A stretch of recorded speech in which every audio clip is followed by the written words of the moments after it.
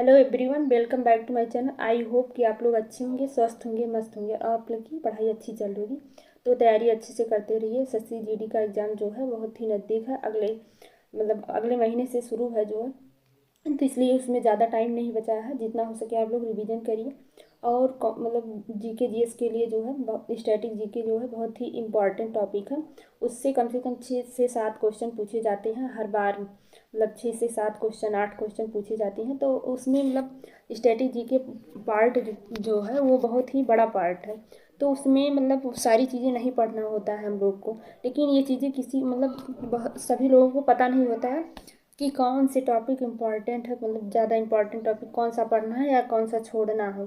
तो ये चीज़ें पता नहीं होता है, तो इसी वजह से हम स्कोर अच्छा नहीं कर पाते हैं। तो वही टॉपिक बताने वाले हैं कि आप लोग को स्टैटिक जीके के अंदर कौन कौन से टॉपिक पढ़ना है जो कि बहुत ही इंपॉर्टेंट है, जिससे हर बार क्वेश्चन पूछे जाते हैं। जिससे आप लोग 6 से 7 नंबर आप लोग का पक्का हो जाएगा। अच्छे से आप लोग समझिए वो कर ले जाएंगे। 6 से 7 नंबर आपको आसानी से 6 से 7 क्वेश्चन जो हो जाएगा आपका स्कोर, जिससे अच्छा हो। ये चीज़ें किसी को पता नहीं होता, और ये चीज़ें बहुत सारे लोग जो है बताते भी नहीं हैं, क्योंकि इससे एग्ज़ाम में कंपटीशन बढ़ जाता है ना। तो इसी वजह से जो है, तो मैं वही बताने वाली हूँ कि कौन कौन से टॉपिक जो है बहुत ही इंपॉर्टेंट है। तो पहला टॉपिक है लोक नृत्य। और ये भी बता दें, कम से कम 12 से 13 जी टॉपिक है जो कि बहुत ही इंपॉर्टेंट है। आप लोग चाहेंगे तो जितना अभी समय है, अगर एक दिन में एक टॉपिक अच्छे से पढ़ के ख़त्म करेंगे, तब भी जो है जब एग्ज़ाम होगा तो आप लोग अच्छे से कर ली जाएंगे। तो पहला टॉपिक जो है लोक नृत्य है। जैसे इस लोक नृत्य में पूछे जाते हैं, जैसे कि ये लोक नृत्य को किस राज्य से संबंधित है, ऐसे करके। उसके बाद दूसरा टॉपिक है शास्त्रीय नृत्य एवं कलाकार। शास्त्रीय नृत्य एवं उनके कलाकार, तो जो कि ये इसको इंग्लिश में क्लासिकल डांस बोलते हैं। तो उसके अंदर जो है कैसे क्वेश्चन बनते हैं, तो जैसे भरतनाट्यम हो गया, कुचिपुड़ी हो गया, कथक हो गया, तो ये सब क्लासिकल डांस के अंदर आते हैं। तो इससे पूछ लिया कि किस राज्य से संबंधित है ये नृत्य, और इसके कलाकार कौन हैं। तो इस तरह से क्वेश्चन पूछे जाते हैं। उसके बाद तीसरा टॉपिक आता है हमारा कि प्रमुख त्यौहार एवं उत्सव। तो इसमें जो है त्यौहार जो है प्रमुख त्यौहार एवं उत्सव, उसमें इसमें भी जो इम्पॉर्टेंट त्यौहार है वही पूछे जाते हैं। कि जैसे इसमें क्वेश्चन इस तरह से बनता है कि किस राज्य। तीसरा टॉपिक है प्रमुख त्यौहार एवं उत्सव। तो इसमें पूछे जाते हैं कि जैसे कोई त्यौहार है तो वह किस राज्य का है, किस राज्य से संबंधित है, और या कोई उत्सव है तो किस राज्य से संबंधित है। तो जैसे बिहू हो गया, बिहू जो है असम राज्य से संबंधित है। बिहू बिहू त्यौहार कहाँ मनाया जाता है। और ऐसे ही इससे पूछे जाते हैं कि किस राज्य का जो है त्यौहार है। तो इस तरह से है। उसके बाद आता है 4 नंबर।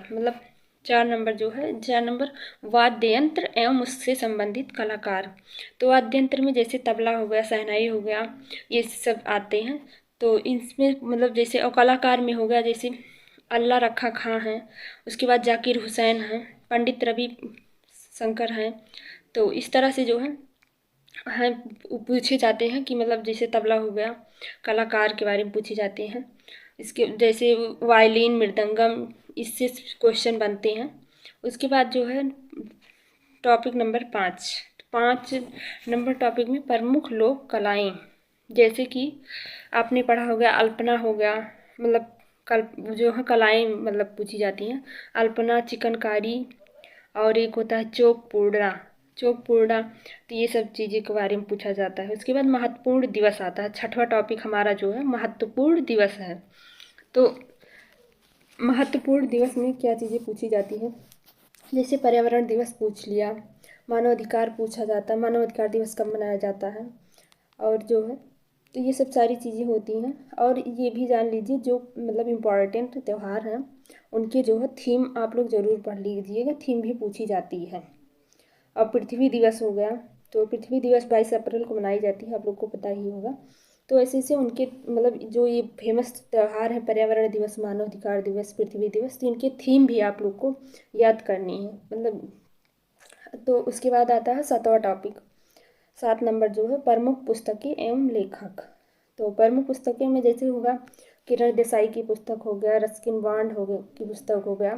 तो इस तरह से और मतलब इस पुस्तक के लेखक कौन है, तो इस तरह से क्वेश्चन पूछे जाते हैं। या मतलब इस मतलब कौन से पुस्तक किस लेखक की है। और इसमें से मतलब कुछ पुरानी पुस्तकें होती हैं, कुछ नई पुस्तकें। तो पुरानी पुस्तकों में जैसे आता है कि रस तरंगड़ी हो गया, अर्थशास्त्र हो गया, बाणभट्ट की आत्मकथा हो गई, ये पुरानी पुस्तकें हैं। और कुछ नई पुस्तकें होती हैं। तो जो ये पुरानी तो सब पुरानी ये भी ज़रूरी है, उसके बाद जो नई पुस्तकें हैं उसको भी याद कर लीजिएगा आप लोग। उसके बाद आता है टॉपिक नंबर 8, केंद्र सरकार की प्रमुख योजनाएं। टॉपिक नंबर 8 में केंद्र सरकार की प्रमुख योजनाएं हैं।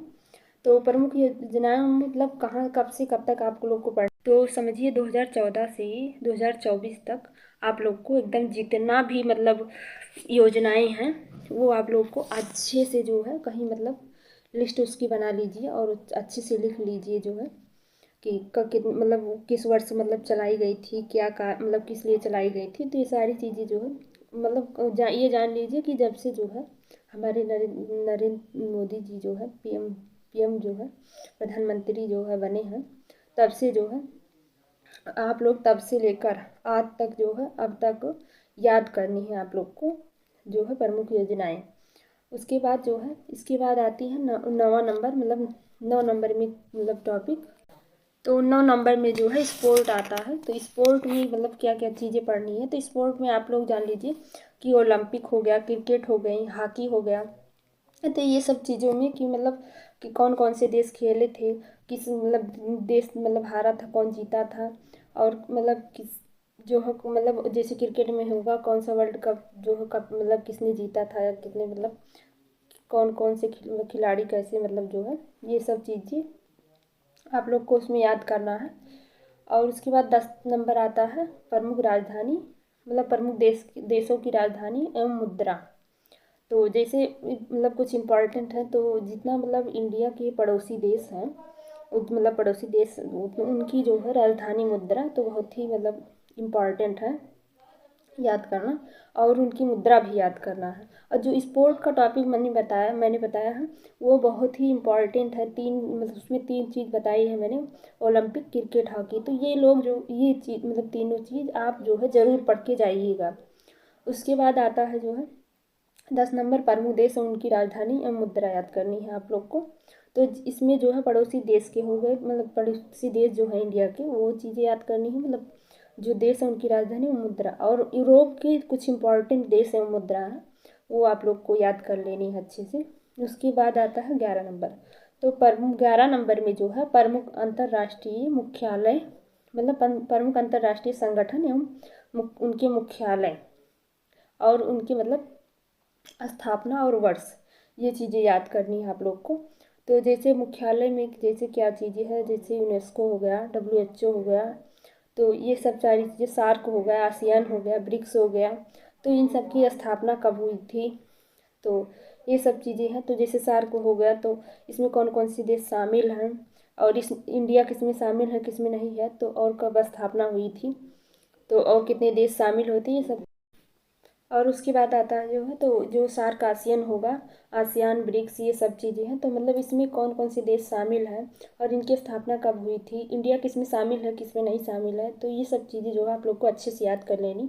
और इन सारी चीज़ों की जो है आप लोग अच्छे से याद करिए और लिस्ट बना लीजिए जो है आप लोग जब भी याद करिए। तो अगर आप लोग के पास मतलब जो है जहाँ से भी अच्छे से लिख लीजिए अलग से कहीं, मतलब ये सारी टॉपिक जो है। और 12 नंबर टॉपिक है तो प्रमुख अंतर्राष्ट्रीय पुरस्कार। तो अंतर्राष्ट्रीय पुरस्कार के अंदर जैसे नोबेल पुरस्कार हो गया, ऑस्कर पुरस्कार, ग्रैमी पुरस्कार। तो ये सारी चीज़ें आप लोग को मतलब पढ़ लेनी है कि ये पुरस्कार कौन किसको दिया गया, किसको नहीं दिया गया, मतलब किसको किसको मिला है। तो ये सारी चीज़ें जो है आप लोग को पढ़ लेनी है अच्छे से। उसके बाद आता है मेरा लास्ट मतलब जो है टॉपिक है 13 नंबर टॉपिक, प्रमुख भारतीय पुरस्कार। तो इसमें मेजर ध्यानचंद पुरस्कार है, पद्म पुरस्कार। तो पद्म पुरस्कार में पद्म भूषण, पद्म विभूषण, पद्म श्री, तो ये सब है पुरस्कार हैं। तो ये सारी पुरस्कार जो है आप लोग को याद करने लिए हैं। तो ये सारे टॉपिक जो है आप लोग अच्छे से पढ़ लीजिएगा। और ऐसा कीजिएगा कि मतलब जब भी मतलब ये जो इम्पोर्टेंट टॉपिक है इसको आप अलग लिख लीजिए कहीं अच्छे से, और उसी को बार बार रिवाइज करते रहिए, बार बार पढ़ते रहिए। जितनी बार आप रिवीजन करेंगे उतना ही अच्छा आप लोग का हो जाएगा। तो जिससे जो है ये जो 6-7 नंबर है आपका मतलब कहीं नहीं जाएगा, आपका पूरा पूरा स्कोर अच्छे से हो जाएगा, जिससे एग्ज़ाम में आप अच्छा कर सकें, क्योंकि अब टाइम भी नहीं है और ये चीज़ें कोई बताता भी नहीं है कि कौन से इम्पॉर्टेंट टॉपिक है। अगर सबको यही पता रहे कि यहाँ से क्वेश्चन बनेगा, यही टॉपिक पढ़ना है, तो जितना टाइम रहता है उतने में सबका मतलब तैयार हो जाएगी। रहता है बहुत कुछ, तो उसमें हमें पता नहीं होता है क्या चीज़ें पढ़नी है, इसी वजह से जो है एग्ज़ाम में स्कोर भी अच्छा नहीं हो पाता। अगर ये जितने भी टॉपिक हमने बताया है आप अच्छे से पढ़ेंगे तो आपका जो है मतलब 6 से 7 नंबर अच्छे से पक्का मतलब आप कर ले जाएंगे और आपका स्कोर भी अच्छा हो जाएगा। तो इस तरह से जो है आप तैयार कर सकते हैं।